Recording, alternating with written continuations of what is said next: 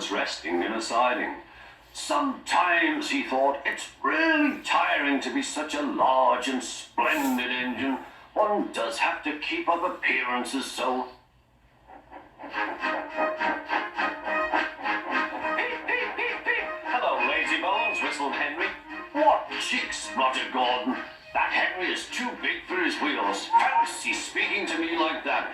Me, who has never had an accident.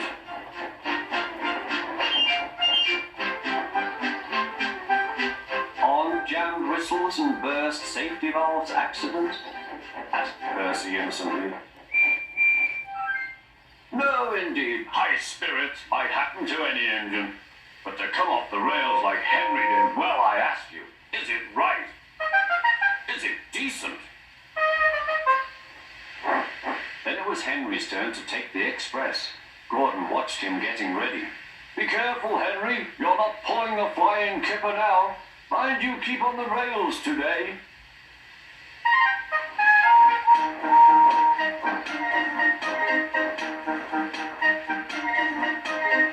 Henry went off in a huff, and Gordon yawned and went to sleep. But not for long. Wake up, Gordon, said his driver. A special train's coming, and where to pull it?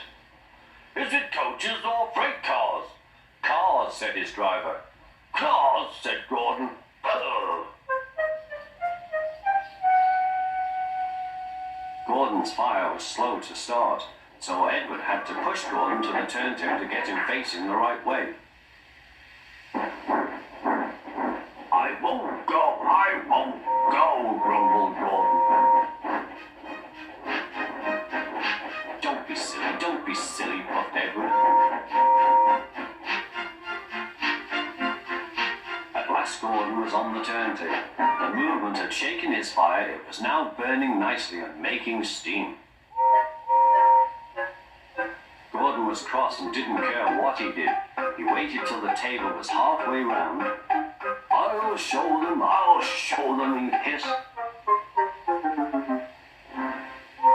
He moved slowly forward to jam the table, but he couldn't stop himself and slithered into a ditch. Oh, she hissed.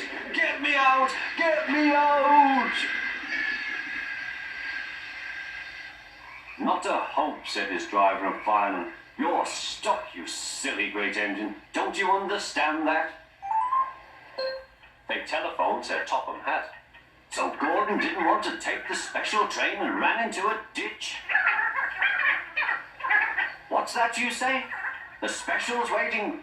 Tell Edward to take it, please. And Gordon? Oh, leave him where he is. We'll get him out later. On the other side of the ditch, some little boys were chattering. Crew, doesn't he look silly? They'll never get him out.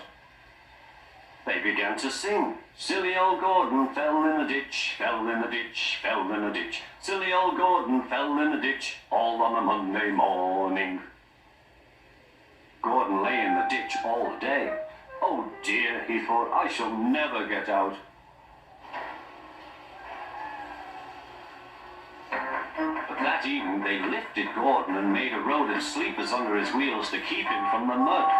Strong ropes were fastened to his back end, and James and Henry, pulling hard, managed to bring him to safety.